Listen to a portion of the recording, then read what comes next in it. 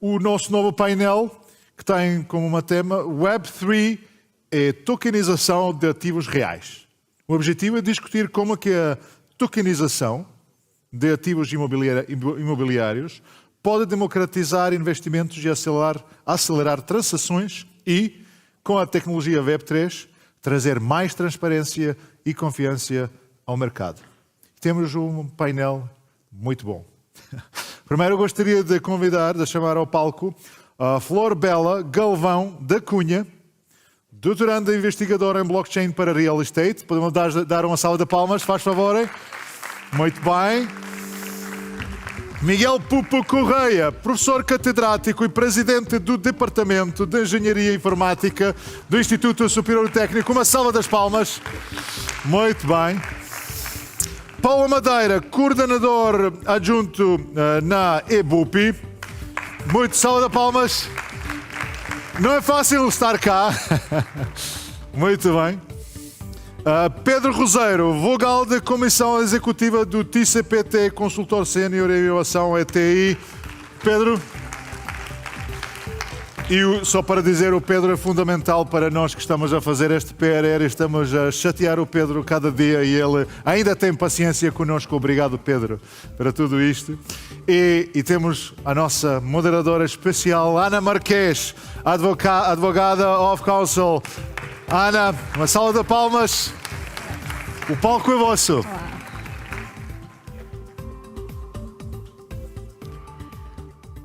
Obrigada, Lid. Obrigada pelo convite. Temos aqui um painel de excelência. Tivemos há pouco um painel fantástico. Depois desta apresentação pelo Lid, eu se calhar começava aqui por uma pergunta bastante prática ao professor Miguel Pupo Correia. Temos um público bastante heterogéneo, muito aqui na área do imobiliário, e eu perguntava concretamente, porque creio que todos temos este papel de gerar aqui um maior awareness nesta matéria. O que é, afinal, a Web3? O que é a blockchain? Estás a ouvir? Okay. Bom dia, também agradeço o convite. É um prazer estar aqui com esta audiência com tanta gente. A tecnologia blockchain é uma tecnologia complicada. Okay? Portanto, e se calhar isso é a primeira lição a tirar daqui. Portanto, às vezes as pessoas simplificam demasiado e tem muitas facetas e as facetas vão mudando ao longo dos anos. Trabalho na área há muitos anos e leciono na área há muitos anos e tem vindo a mudar. Mas, resumidamente, o termo blockchain é usado em dois sentidos muito diferentes. Okay? E é preciso compreender isso. Portanto, há um sentido muito fácil de perceber que é uma cadeia de blocos, onde são registadas as informações relevantes. As informações podem ser transações de bitcoins, pedidos de execução de smart contracts com determinados parâmetros, por exemplo, pedido de uma chamada a um smart contract para registar uma casa, ou para transacionar um terreno, ou para arrendar um imóvel qualquer, etc. Portanto, é um mero registro. E depois o outro aspecto é que esse é o aspecto de um sistema. Portanto, uma blockchain é um sistema, é um conjunto de computadores interligados, que comunicam entre si, e que contém uma cópia dessa estrutura de dados. Ou seja, há um enorme desperdício, assim à primeira vista, não é? Portanto, tem cá centenas, ou às vezes milhares de cópias, exatamente a mesma coisa. Okay?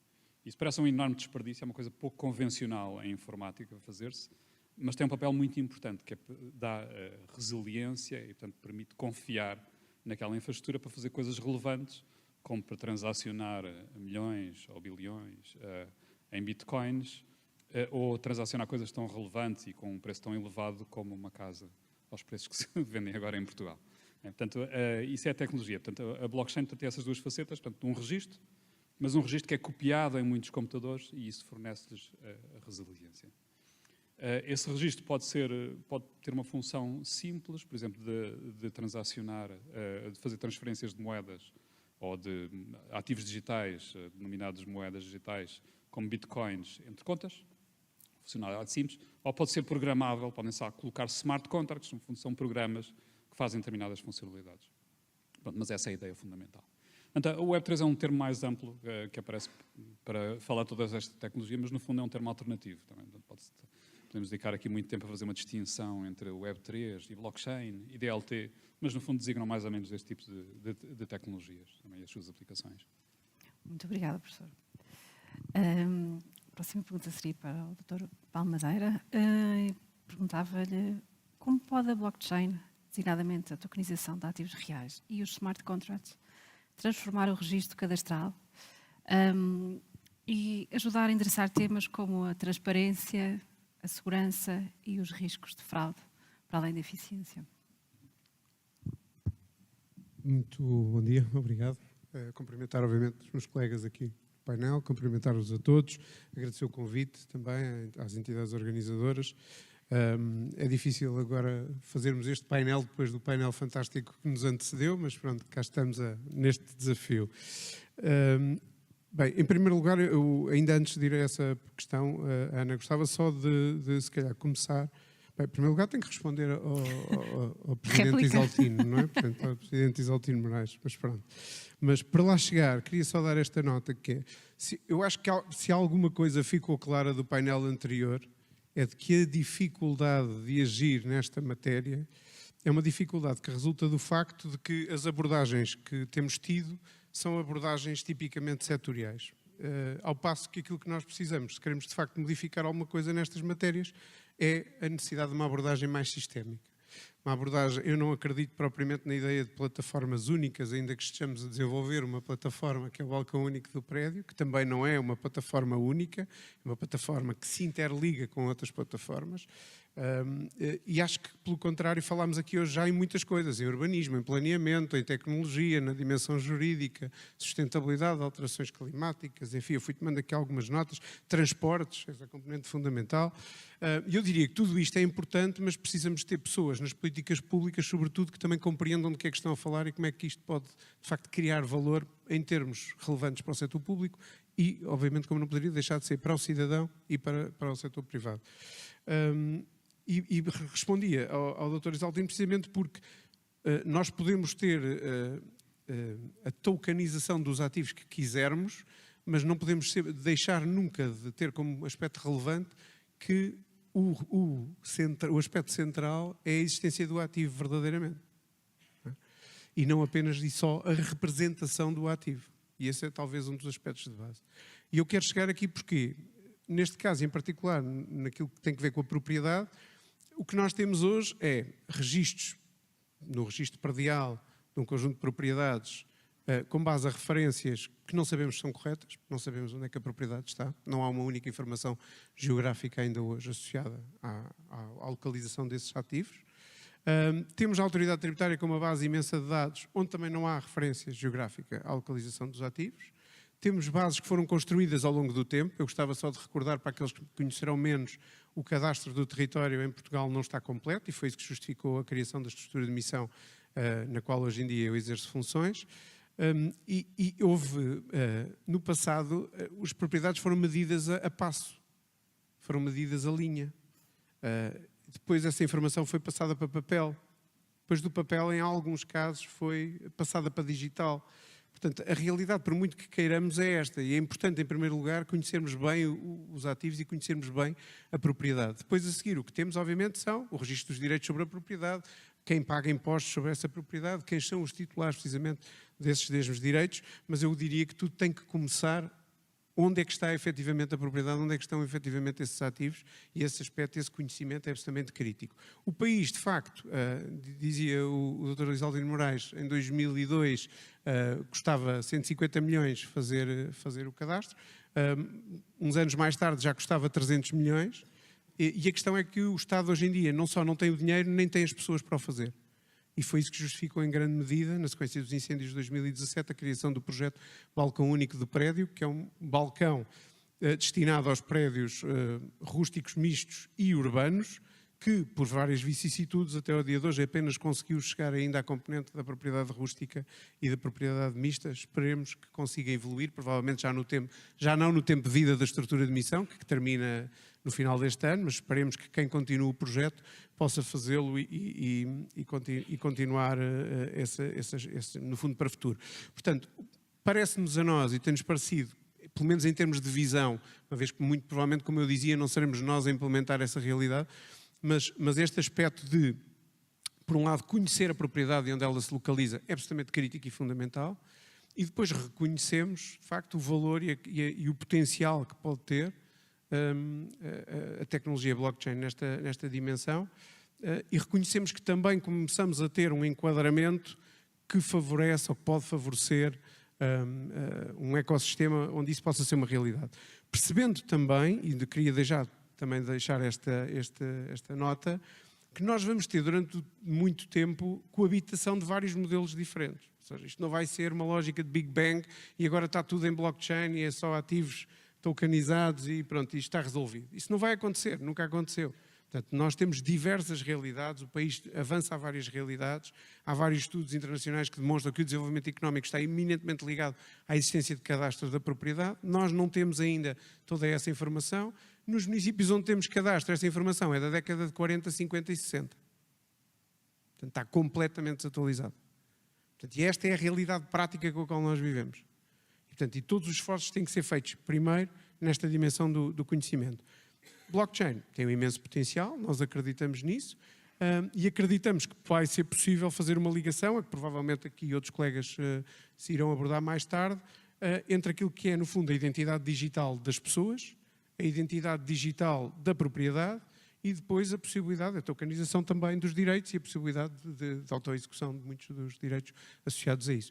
E era nesse sentido que gostaríamos de caminhar e contribuir, partindo da melhoria, por um lado, do conhecimento que temos do território e da melhoria dos dados que temos. Porque há pouco também se falava na existência de dados, e é verdade, nós temos hoje em dia muitos dados, mas só para dar uma nota do mais prático que existe. Não sei se toda a gente sabe o que é o DICOFRE. O DICOFRE é um código simples, que é uma sigla para Distrito, Conselho, Freguesia, e ainda hoje, na maior parte das entidades públicas, a informação do DICOFRE, ou seja, em que distrito, em que concelho, em que freguesia se localizam as propriedades, não bate certo entre as várias entidades, entre as bases de dados das várias entidades. Estamos a falar de informação que é definida pelo próprio Estado, na Carta Administrativa. Portanto, ainda hoje nós lidamos com esta dificuldade, apesar dos dados existirem, de conseguirmos que esses dados, de facto, sejam harmonizados. E essa talvez seja também um tema que nos vai depois permitir poder começar a trabalhar e chegar àquilo que será efetivamente o processo em que a blockchain e a tokenização vão poder ser um parceiro fundamental no valor acrescentado que podem criar. Muito bem, sim, o valor acrescentado inclusivamente por todos esses dados gerados, não é? Quer no público, quer no privado. Eu, se calhar, perguntava ao engenheiro Pedro Roseiro, e falávamos aqui de dados e de como é que podem aproximar, no fundo, como é que a blockchain pode aproximar. Eu passava aqui, fazia aqui este salto para a Estratégia Nacional dos Territórios Inteligentes e perguntava como é que a blockchain pode ajudar a aproximar o cidadão do Estado, como é que pode ser vista como uma ferramenta de aproximação e de maior transparência. Bem, a Estratégia Nacional de Territórios Inteligentes tem muita coisa. Coisas que eu acho que estão bem feitas e vão no caminho certo, coisas que eu acho que ainda continuam a não estar no caminho certo. Uma delas é precisamente todas as medidas que lá estão, à exceção de uma, que têm privado em zero. Isto quer dizer o quê para mim? Normalmente, isto, pensando na história, também já tenho alguns anos de territórios. Aliás, quando estávamos a falar há bocadinho de cadastro, eu comecei uma coisa chamada ProGIP e ProSig, que foi, salvo erro, em 91, 92. Portanto, nessa altura já se falava do cadastro do território, que não havia. Nessa altura, o secretário de Estado do Ordenamento achava que resolvia o problema fazendo cartografia à escala de 25.000, que são as cartas militares, para fazer gestão urbanística. Isto só quer dizer que há um erro num traço de 1 milímetro de 25 metros. É coisa pouca. Portanto, obviamente que na altura se falava em gastar, quando eu peguei neste assunto, 500 mil contos, isto de propósito desta moeda, em 91, para o município de Aveiro. Se fizéssemos cartografia à escala 1.5.000 para o espaço rural e 2.000 para o espaço urbano, e é por isso que isto não avançou. Okay? Há aqui problemas que falaram, também o painel há pouco falou, que parecem muito simples de resolver, nomeadamente a questão de haver muita informação, mas chegámos para um município com alguma história. Os identificadores de uma propriedade nos diversos sistemas são diferentes e mudam ao longo dos anos, até porque os sistemas muitas vezes mudam e evoluem. Aquilo que era a tecnologia em 91, que se implementou, hoje não existe. E, portanto, muitas coisas, basta pensar no bug do ano 2000, as datas tinham 2 dígitos para o ano, que era mais do que suficiente. É impensável pensar nisso hoje. Portanto, erros nos identificadores, diferenças de identificadores existem dentro do próprio município. E como disse aqui o Paulo e bem, as coisas começaram em papel. Aliás, até começaram outro tipo de suportes nos municípios. Porque o papel não era bem o mais recomendado para isso. Portanto, há aqui por uma vontade de fazer uma reestruturação pelo lado certo, mas não sei se vai acontecer dessa maneira. Aliás, eu tive ontem a curiosidade de ver aquilo que ele chamou o catálogo de dados abertos públicos e fiquei muito triste, porque nós esquecemos que a cidade não é ruas, espaço público, chamemos assim, e governança. A cidade só existe, e há bocado falamos de BIM, por exemplo, a cidade só existe quando nós pensamos que há lá pessoas, que há lá prédios, que existem lá construções, e que tudo isso, a cidade, o território, e tudo isso faz parte daquela envolvente. Quando nós nos esquecemos disto, estamos a ignorar uma grande parte da cidade ou do território. Porque se o autarca só se limitar a gerir o edifício quando ele é construído, e muitas vezes, como foi dito, é impossível fiscalizar, nós não temos a capacidade de ser inteligentes na gestão da cidade. Portanto, territórios inteligentes obrigam a inteligência. E agora, citando o professor Tribolé, que eu gosto muito da expressão, nós precisamos, nessa inteligência, de servidores de carbono e de servidores de silício. O silício é a tecnologia, toda a gente sabe, é fantástico. Mas as pessoas fazem parte dos territórios inteligentes. Aquilo que há bocado se falava da literacia é uma parte. A outra parte é, e aqui para chegar ao tema, nós, cidadãos, temos que poder contribuir para a governação do nosso território, por um lado, e aqui os sistemas de voting, como por exemplo o orçamento participativo aconteceu, são uma das maneiras de nós podemos envolvermos. Aliás, eu diria que cada vez mais na política, no sentido lato, os cidadãos têm que se conseguir envolver e mostrar como é que ativamente podem participar, como é que se aproximam dos decisores políticos. Há sítios, como por exemplo a Suíça, onde há referendos por tudo e por nada, já não quero esse extremo, mas nós devemos, como cidadãos, ter um papel ativo naquilo que são as estratégias das cidades. Portanto, a primeira coisa onde eu acho que as tecnologias, neste caso que estamos a falar, podem contribuir é para arranjar uma forma de se governar os territórios, e a palavra governação e participação pública está numa das medidas da ENTI.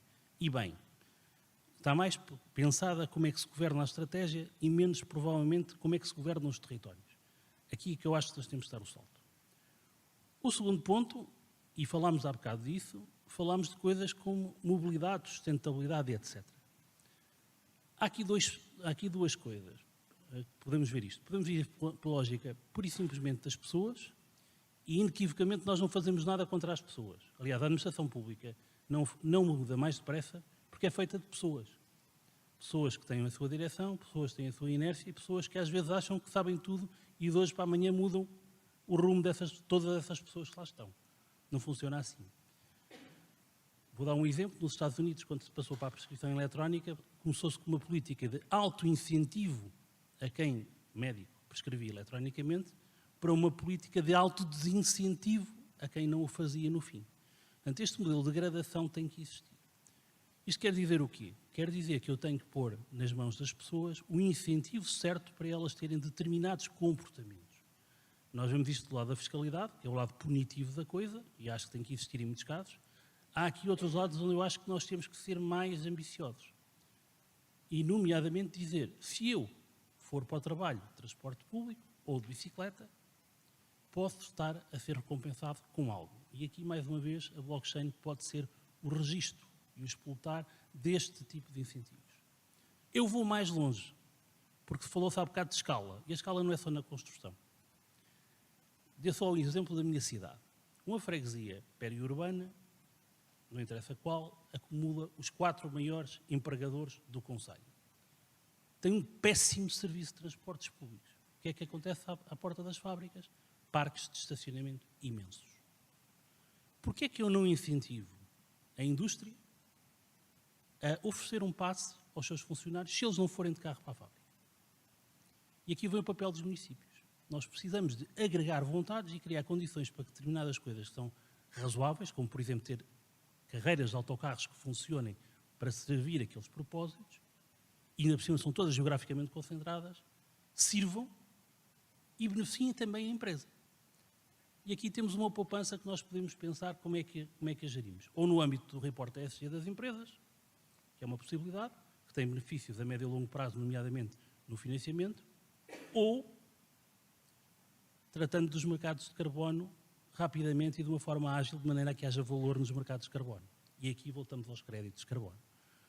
Créditos de carbono podem fazer sentido quando nós conseguimos agregar um volume suficiente de poupanças provocadas, portanto, não naturais, e dessa forma criar a sustentabilidade para um incentivo que se pode dar. Para essa empresa tomar medidas, para os seus colaboradores terem o seu incentivo para serem menos comodistas e deixarem o carro à porta de casa. Às vezes não é comodismo, é mesmo necessidade. Mas, de qualquer maneira, é só imagem. A mesma coisa se pode fazer quando olhamos para os prédios devolutos e a regeneração urbana. A avenida principal de Aveiro está a ser remodelada ou reabilitada com prédios de luxo. Como há pouco se falava, eu também sou muito favorável ao arrendamento. E acho que o arrendamento, com uma intervenção pública, não necessariamente de propriedade, mas pode ser o fator de dinamização dos centros das cidades. O que eu vejo na avenida é que, de um lado, tenho pessoas, adultos mais velhos, é a nova moda de sermos suaves e não dizermos idosos, que moram num 6º andar sem elevador e têm dificuldades de locomoção. E do outro lado tenho habitação de luxo, mas não consigo ter o meio termo. Porquê é que eu não arranjo maneira de criar um fundo imobiliário onde haja proprietários, promotores e o município a coordenar e abro até esse fundo imobiliário a pessoas que hoje, se quiserem ter um veículo seguro de poupança, só têm certificados de aforro que são o que nós sabemos. Porquê é que eu não invisto na minha cidade sem disponibilidade e porquê é que isto não é feito em cima de blockchain de maneira que haja agilidade? Por exemplo, há muitas coisas que nós podemos resolver com vontades. A pessoa que tem um 6º andar sem elevador, se calhar põe a sua propriedade nesse fundo, que trata de o dividir, normalmente em 10 quartos, 12 quartos, são coisas completamente ridículas aos dias de hoje, em 2 ou 3 apartamentos, aluga, tem uma fonte de rendimento para o fundo e essa pessoa tem direito a uma casa, se calhar no resto ao 1º andar, ou com um elevador, com todas as condições para envelhecer com mais qualidade. Isto só se faz com escala. E eu lembro-me até, já agora, que o BEI tinha um instrumento chamado Jéssica, há algum tempo, para a regeneração urbana sustentável. Só que tinha uma particularidade, qualquer investimento tinha que ter no mínimo 60 milhões de euros. Portanto, ou nós conseguimos agregar e criar escala para fazer verdadeiras transformações, nomeadamente assegurando a sustentabilidade, que também gera receitas por via dos créditos de carbono, e aqui mais uma vez a tokenização é importante, ou nós não conseguimos fazer nada. Cada um pensando no seu umbigo é mau. Portanto, temos governação, temos incentivos e temos um mercado financeiro que podem ajudar a que a ENTI se materialize. O maior defeito, e acho que esse tem que ser abordado, é que quem fez a ENTI, mais uma vez, não pensou em como as coisas funcionam. Os catálogos de dados têm que ser trabalhados também com quem está no terreno. Eu falava há pouco com o Paulo, há 2 entidades em Portugal que têm sistemas de informação das autarquias, o resto é paisagem. Eu faço uma lei em que digo que amanhã o serviço tem que ter esta API, esta estrutura de dados, como fizemos no licenciamento industrial, e eu obrigo-os a sentarem-se à mesa. E isso resolve-se em 3 tempos. É preciso que haja um político que saiba, no terreno, em vez de falar com 308 municípios ou com a NMP, provavelmente alguns deles não têm o conhecimento do terreno, se calhar obriga a fazer uma coisa e põe 2 operadores a falar numa mesa debaixo de uma espada. É para amanhã. Foi assim que se fez na mudança da contabilidade pública, foi assim que se fez no licenciamento industrial. E acabemos com centralização. Não é preciso centralização para nada. Precisamos de modelos federados. E aqui, mais uma vez, temos tecnologia. Mais uma vez, temos credenciais verificáveis. Nem toda a informação tem que ser transportada para um sítio central, para uma plataforma nacional como está na ENTI. Muita dela pode ficar nos municípios, muita dela é sensível e deve ser gerida a nível local. Embora eu concorde que o conceito territorial do município hoje seja ultrapassado. As escalas são pequenas, nós devíamos pensar nas CIMs, pelo menos, ou nas áreas metropolitanas. Mas isso é outro detalhe administrativo. Agora, é preciso ter a coragem de definir o que é um prédio. como é que se representa? Isso, na verdade, depois dá direito a uma coisa, a um token e a um modelo BIM. E esse modelo BIM é gerido na continuidade e tudo o que toda a gente fizer em contributo da sustentabilidade pode gerar benefício para esse prédio. Só que tem que ser a cidade a gerir isso. A cidade enquanto coletivo e não o município, sozinho. É o coletivo que tem que gerir aqueles prédios, aquele consumo de energia, aquele consumo de água, aquela produção de energia. Isto tem que ser feito de uma forma descentralizada porque cada um de nós é interveniente no processo. E aqui o modelo das DAOs é o que funciona. Muito obrigada. Esta forma holística de olhar para a estratégia e, no fundo, para a forma de gestão do território, tem aqui realmente o termo pessoas como grande fator, digamos assim, que deverá provavelmente ser endereçado nos próximos tempos, quer no setor público, quer no setor privado, não é? Eventualmente no setor público com mais desafios, alguns deles com casos muito interessantes na justiça de formação dos interlocutores com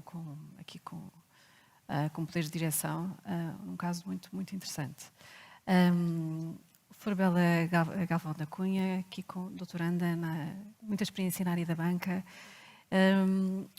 Gostava muito que nos falasse um bocadinho sobre o papel que a banca pode ter nesta componente, ou seja, falámos aqui de literacia, não é?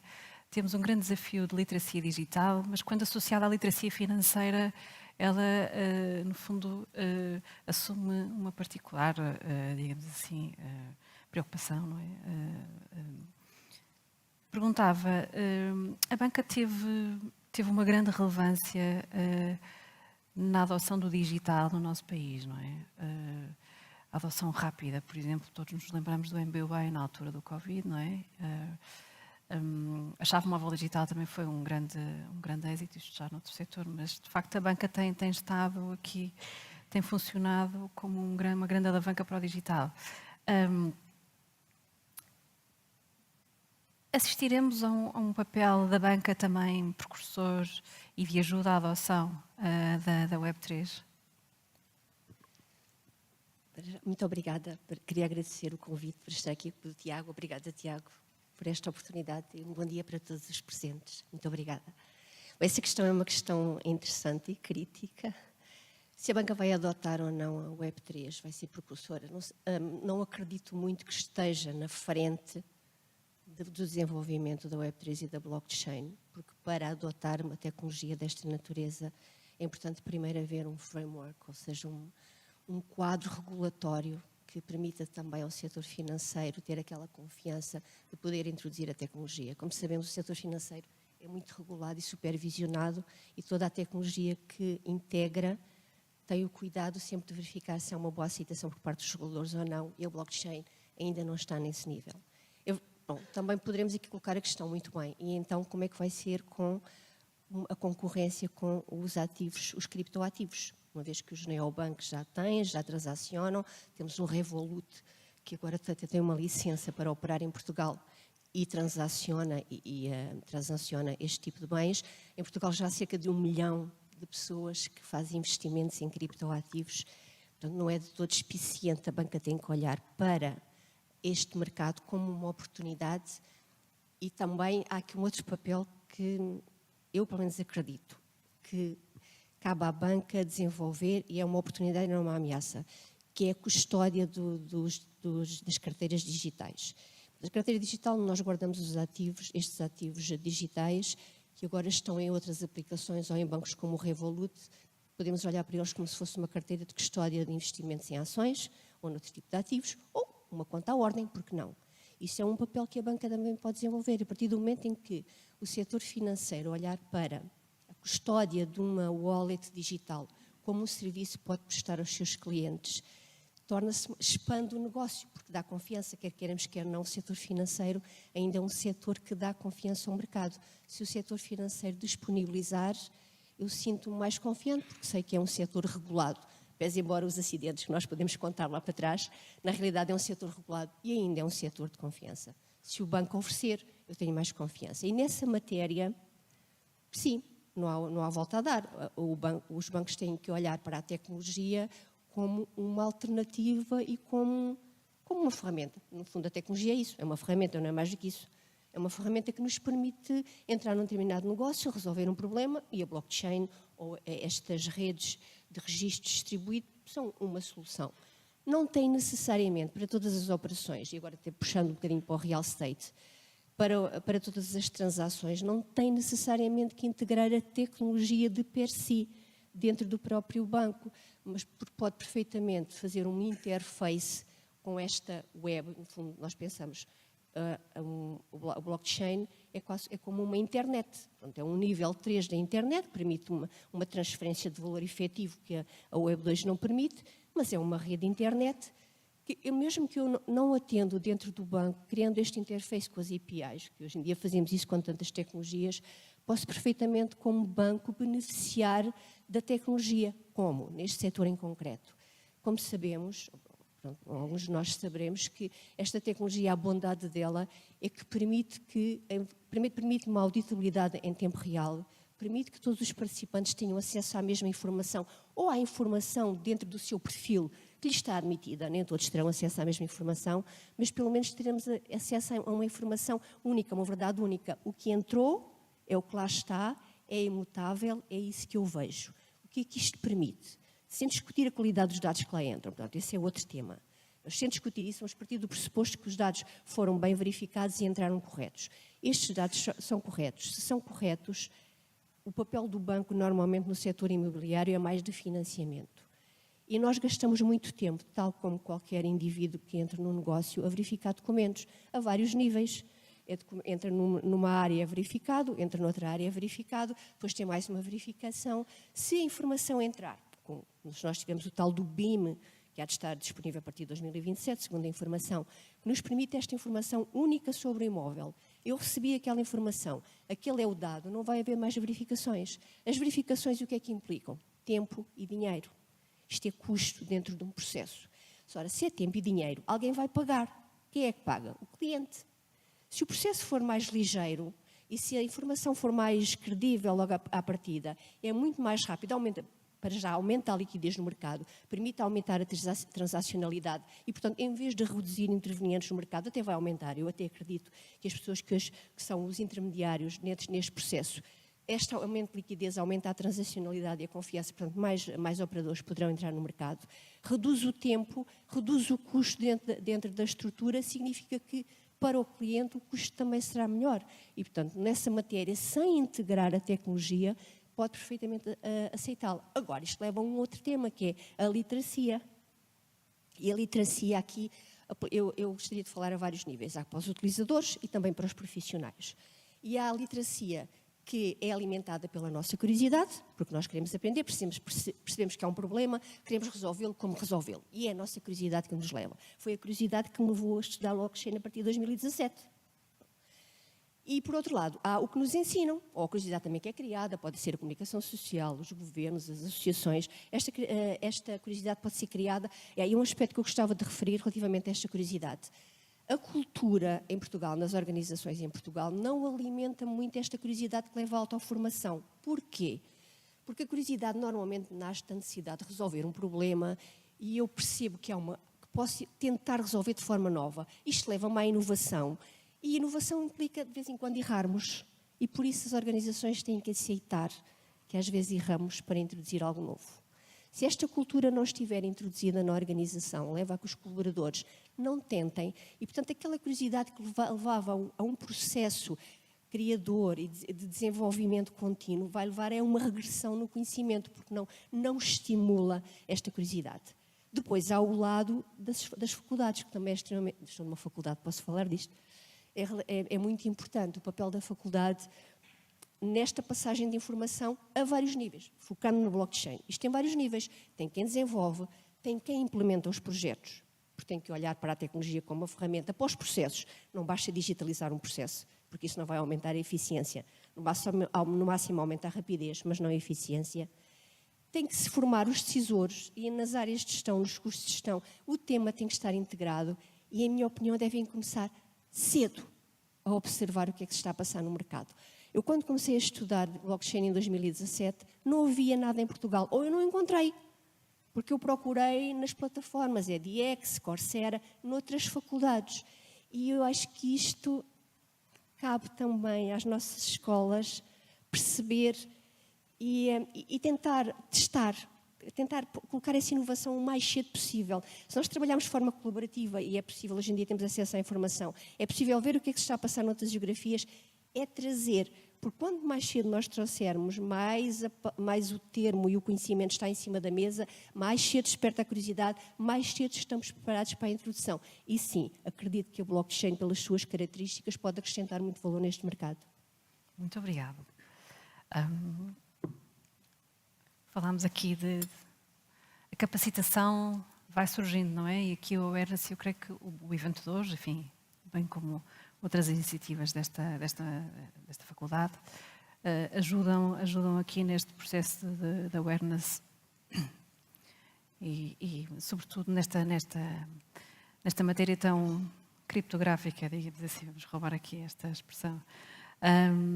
Às vezes esquecemos que mesmo a terminologia jurídica é muito técnica e precisa de ser desconstruída. Tivemos um trabalho grande já mesmo no Diário da República, com os sumários mais legíveis por leigos, no fundo, mas quando se associa a tecnicidade jurídica, a tecnicidade, digamos assim, do ponto de vista da engenharia informática,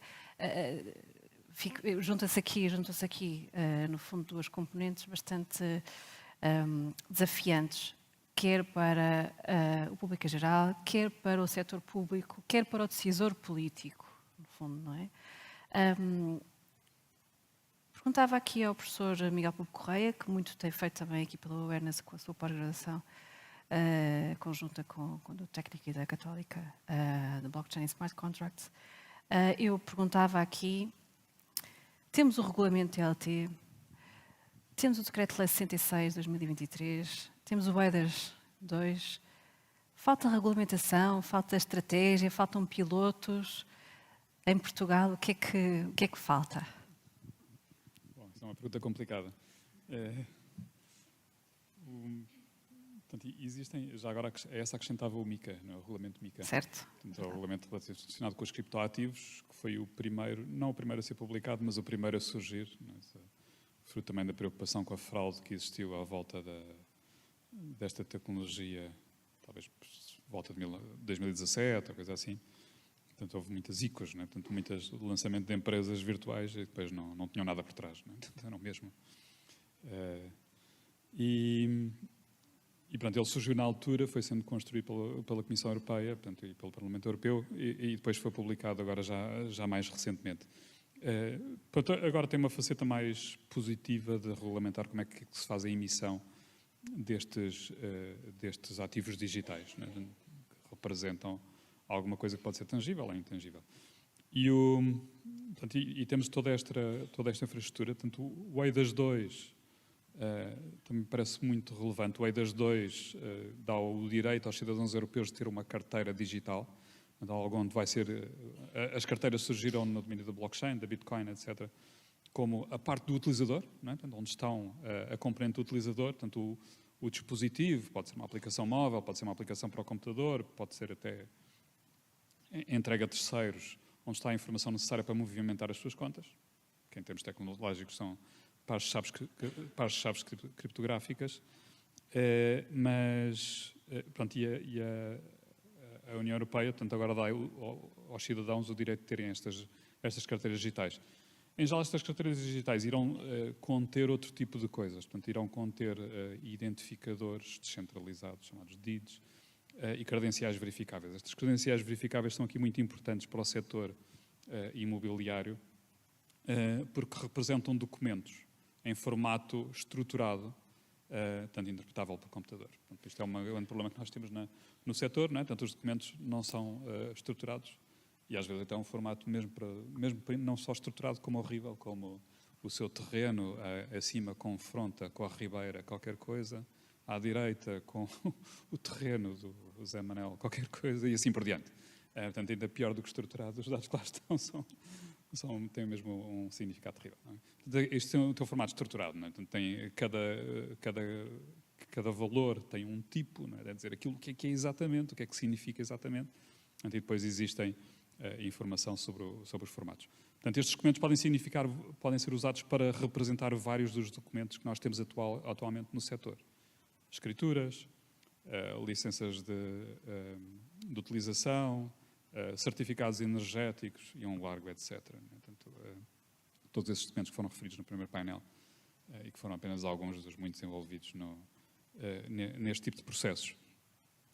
Portanto, a blockchain pode conter dados que permitem verificar esses documentos, permitem verificar se esses documentos são legítimos, no sentido em que foram emitidos de certeza, com garantias criptográficas, por uma determinada entidade. Qual entidade? Bom, isso depende. Não é? Pode ser os registros notariados, pode ser a AMA, pode ser outra coisa qualquer, o CGE, etc. Portanto, existe legislação, portanto, o EIDAS 2 dá suporte a este tipo de tecnologias, o MiCA também. Aqui para o imobiliário em concreto, portanto, há um problema que eu penso que não está legislado, eu não estou a ver como se resolve a nível legislativo. Mas também não é muito difícil isso acontecer, porque eu não percebo nada de legislação. Não é? Portanto, sou informático, sou engenheiro e não propriamente da área jurídica. Não é? Mas o facto de existir uma representação digital numa blockchain de um determinado imóvel, de um prédio rústico, ou prédio no sentido de edifício, ou apartamento, etc., o facto de ser transacionado a nível digital, portanto, neste momento penso que não tem nenhum tipo de valor legal, não é? De valor jurídico. Não é? Portanto, o que tem valor jurídico, portanto, é um documento emitido por um notário ou por um solicitador, não é? Portanto, em que diz, sim senhor, eu reconheço este contrato como tendo estes dois intervenientes, no mínimo, portanto, podem ter mais, não é? Em como foi vendido, por exemplo, este apartamento, ou este prédio, ou o que for, ou arrendado, etc. Portanto, haver um documento digital, que passa, ou uma representação digital desta informação que passa a ter valor jurídico, é algo que não está, penso que não tem suporte jurídico hoje em dia. Não é? Houve um piloto, não querendo interromper, professor, houve um piloto com a plataforma de atendimento à distância, não é?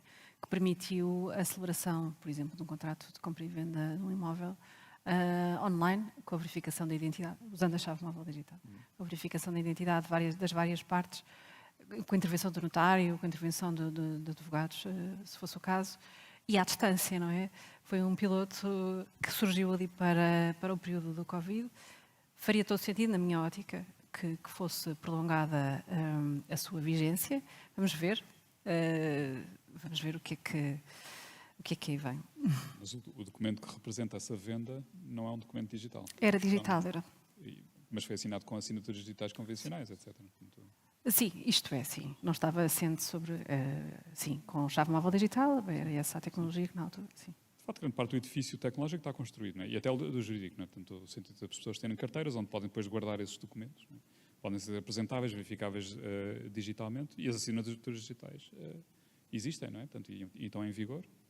Há pessoas que imprimem os documentos com assinaturas digitais e que se apresentam e pensam que têm valor legal, que não deixam de ter, não é? Naturalmente, mas de facto grande parte do edifício está construído.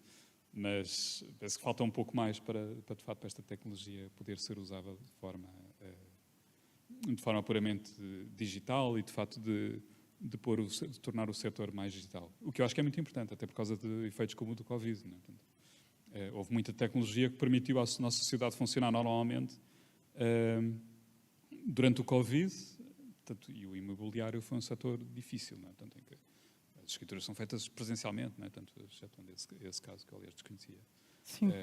Portanto, e se tornar mais digital teria um papel muito importante. Não é? E a verificação dos documentos serem parte automatizada, em parte os notários têm que fazer este trabalho de verificação, de confirmar se estão de acordo com a lei, se a documentação está completa, etc. Mas verificar que existe uma assinatura digital numa licença de habitação, ou numa licença, ou num certificado energético, etc., essa verificação ser feita de forma rigorosa, sem ser de uma assinatura feita à mão, é algo que é importante para combater a fraude, que faz falta. Exatamente, ao contrário do que muitas vezes se veicula, é uma ferramenta de aumento da transparência e da segurança e torna muito mais difícil, no fundo, a simulação do negócio, no fundo, ou até, no fundo, a falsificação de assinaturas, etc. Não é? Muito obrigada. Então, Paulo Madeira, eu perguntava-lhe um bocadinho aqui uma maldade, não é? É conciliável, perguntava-lhe, o papel do Estado enquanto garante da verdade no que respeita aos registros, designadamente os registros de ativos reais, com a blockchain?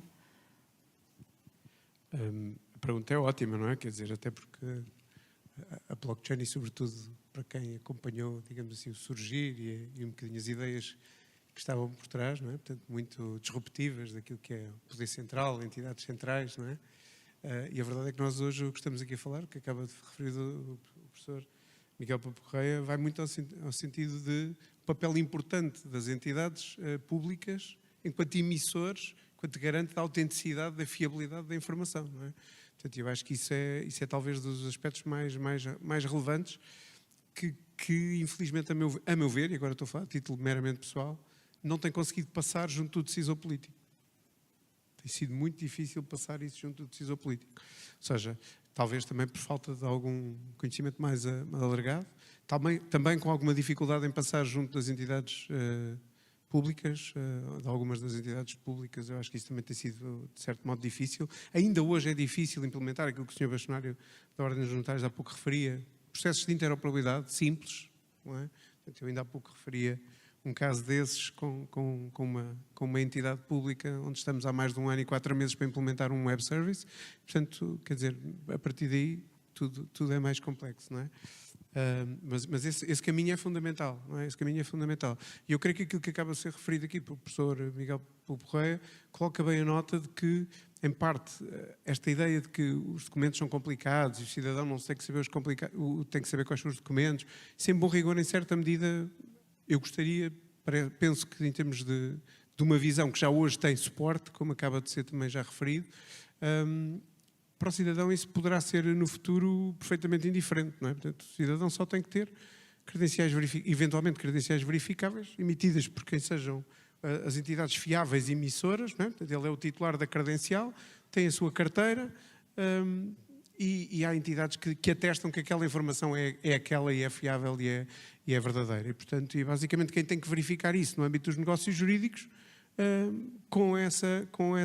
no fundo funciona como uma entidade verificadora daquela credencial, portanto, e com essa informação consegue, no fundo, perceber que sim, que a informação é fidedigna, não foi adulterada, traz mais transparência, mais celeridade, mais simplificação, mais segurança, como se referia bem, e portanto isso parece-nos um caminho claramente relevante. E parece-nos que isso pode ser um caminho. Provavelmente temos aqui uma dificuldade que está a ser muito... Fala-se muito, não é? Ouvimos falar muito de projetos, está a ser muito difícil arrancar com projetos. É um bocado essa a ideia, não é? Eu acho que isso em parte se pode dever talvez de facto a esta dificuldade também de conseguirmos chegar de uma forma mais estruturada ao decisor político e ele perceber esse valor. Acho que há aqui se calhar também algum receio do erro e de como é que isso pode virar-se contra si quanto ao cidadão, ao eleitorado, mas a verdade é que, enfim, eu acho que as vantagens estão demonstradas e de facto transformam a possibilidade de trabalharmos com o papel, com a certidão, como dizia o Jorge da Ponte, não é? A vender papel, não é? Andamos a vender papel, papel passível de erro, passível de fraude, passível de um conjunto de problemas que de facto aqui se conseguem de certo modo ultrapassar, não é? Portanto, e esta capacidade inclusive de tokenização dos direitos, não é? Dos direitos sobre a propriedade, eu acho que vai poder abrir aqui outros caminhos ligados a isto que acabamos de falar. E provavelmente o Tiago falará também, não sei se é o Tiago que vai intervir, mas creio que sim, sobre isso, numa lógica, um termo já muito conhecido da democratização, de certo modo, mas que me parece que sim, enquanto visão de futuro, que é possível mantendo um papel relevante para as instituições públicas. E, portanto, isso não está afastado e nem percebo bem qual é o receio. Acho que, uma vez mais, é claramente um meio muito mais ecossistémico, muito mais em que todos intervêm, todos colaboram, como também o Pedro há pouco reforçava, e, portanto, eu acho que o papel será seguramente de futuro. Na EBUPI, enfim, começámos a pensar já sobre isto e a tentar materializar alguma coisa relativamente a esta dimensão, com o estudo da possibilidade de implementação de credenciais verificáveis, ainda não envolvendo muito mais atores, porque se torna mais difícil, mas eventualmente quanto àquilo que neste momento já é gerado no âmbito do BUPI, que é no fundo o termo de responsabilidade da representação gráfica georreferenciada, que fundamentalmente é a representação num sistema de informação geográfica da propriedade. E parece que é já hoje um documento que é necessário garantir nas transações, nomeadamente da propriedade rústica, e portanto parece-nos que claramente se pudermos transformar isto numa credencial verificável, depois possa ser utilizada pelo ramo imobiliário, pela banca, enfim, pelas seguradoras, enfim, por todos estes interlocutores, eu creio que poderemos deixar já aí um pequeno primeiro bom contributo, se pudermos lá chegar. Pelo menos fica isso em termos de visão. Uma vez mais, o mandato da estrutura de missão é só até 31 de dezembro de 2025, provavelmente vamos acabar antes de poder implementar, mas pelo menos fica para futuro o trabalho feito para quem quiser dar sequência depois a essa visão, que nos parece que é o mais importante. Obrigado. Muito bem, muito obrigada. Eu perguntava ao engenheiro Pedro Roseiro como é que, falamos aqui, temos realmente a literacia vem vindo sempre ao de cima, como é que nós conseguimos, aos vários níveis, melhorar aqui a literacia em blockchain, também ao nível local, ao nível do decisor político, quer blockchain, quer tecnologias emergentes, como é que nós conseguimos melhorar aqui a literacia a este nível e também ao nível das PMEs, e qual pode ser o papel da academia no fundo, neste percurso? A Florbela começou a falar disso. Assim, há aqui diferentes aspectos. Estas tecnologias são novas e nós também temos que olhar para a população não como a população, mas como várias populações. Desde já, eu pego num caso mais banal possível. Há uns anos atrás nós precisávamos de reciclar lixo. E o que fizemos foi ir à escola primária e ensinar as crianças. E as crianças ensinaram os pais e os avós. As coisas não se fazem agindo só diretamente sobre os atores que nós queremos que entrem na equação. Por exemplo, a identidade digital, ou as assinaturas digitais, os documentos eletrónicos, nós somos provavelmente o primeiro país da Europa a ter a legislação nessa área. Acho que é de 95, do tempo de Maria Gago. Na verdade, nós só conseguimos que elas fossem usadas genericamente há muito pouco tempo, com a criação da chave móvel digital e com a sua apropriação, sobretudo no tempo da Covid. Os números cresceram brutalmente. Então, há aqui um problema entre lançar uma coisa e a sua adoção. É sempre assim. E às vezes essa adoção não acontece, por exemplo, no caso do cartão de cidadão, por questões, ou há bocado o Jorge Aponte falava das pessoas que não sabiam vender a assinatura digital. Eu fui dos primeiros em Portugal continental a ter cartão de cidadão com assinatura digital, fui tirá-lo a Castelo de Vide. A verdade é que quando alguém pega no cartão de cidadão e tenta usar aquilo todo o dia para assinar despachos numa Câmara Municipal, desiste, que ele é tão lento que era impossível de utilizar. Então, há aqui problemas, ou seja, o que é que eu quero dizer com isto? Na adoção há aqui fatores que têm a ver com o esforço, com a percepção de benefício e não só com a literacia. Quando se estuda a adoção e a utilização de tecnologias, há uma teoria que é a teoria unificada, o TAUT, e há várias variáveis. Esta é uma delas, a dimensão do esforço, a percepção de valor, as redes sociais, que não são redes sociais no sentido de hoje, mas são os meus amigos, a minha família, a minha tendência por usar coisas novas. Há várias dimensões que devem ser abordadas. Eu posso ensinar as crianças, mais uma vez, a usar as tecnologias. Eu posso fazer esse papel, mas também posso me preocupar em não ser completamente 100% correto e dizer, eu já sei que há muita gente que não vai usar. Então vamos começar por aqueles que vão usar. E vamos facilitar a vida a esses. Porque talvez esses vão provocar nos outros a necessidade de usar. Eu vou dar um exemplo de uma Câmara Municipal lá em cima, com a assinatura digital, para se perceber isto. O Presidente da Câmara decidiu que todos os contratos de subsídios a associações culturais, desportivas e recreativas só eram feitos com assinatura digital.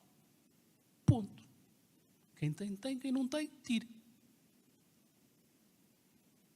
É tão simples quanto isto. Há um ponto onde nós temos que confrontar as pessoas, é com a regulamentação.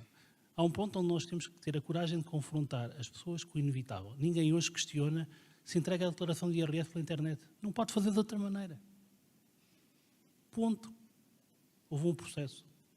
Portanto, há um ponto onde nós temos que dizer que é assim.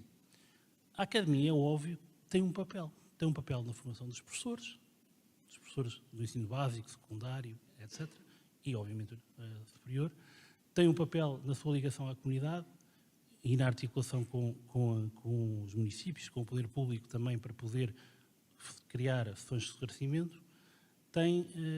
Mas tem que se adaptar também a ela, porque muitos dos resistentes, aliás, a minha primeira experiência negativa com o cartão, com a assinatura digital, foi precisamente com uma entidade do ensino superior que era piloto da utilização do cartão de cidadão. Portanto, a Academia tem que se reinventar. Tem novos públicos, tem públicos ao longo da vida, cada vez mais, e mesmo assim, hoje ainda começa a fazer alguma coisa, mas não consegue chegar aos seus ex-alunos. Ela tem que se reinventar muito, mas é fundamental. Lá está.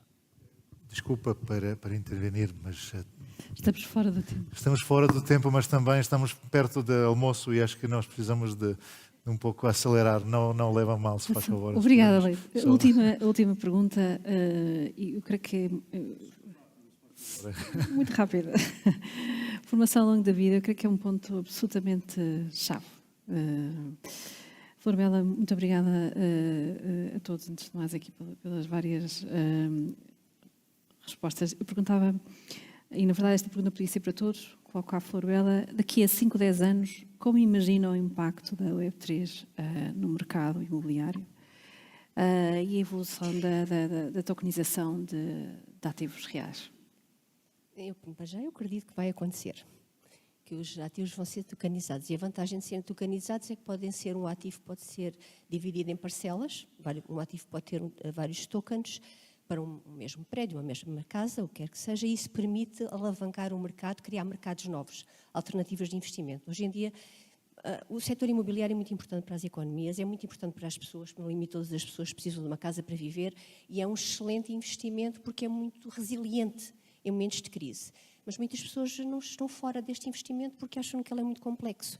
Se nós simplificarmos de forma credível, com confiança para o mercado, o acesso ao investimento no imobiliário, muitas mais pessoas vão fazê-lo. Vou dar um exemplo. Está a ser construído um prédio num determinado local e eu acho que vai valorizar bastante. Só que eu não tenho dinheiro para comprar uma casa e o processo é complexo. Mas se eu puder comprar 1 ou 2 tokens ou 3 do valor sobre aquele imóvel, que eu sei que vai valorizar e é resiliente, pois eu vou fazê-lo. Isso vai criar a possibilidade de criar novos negócios, plataformas alternativas de investimento, de circulação, de negócio associado ao imobiliário, vai aumentar a liquidez. E quando aumentamos liquidez e aumentamos o negócio, aumentamos riqueza para as pessoas e já agora também impostos para o setor público. Portanto, acho que o setor público devia de olhar para a blockchain com muita seriedade. Muito bem, muito obrigada a todos. Creio que foi um painel muito interessante. Agradeço imenso.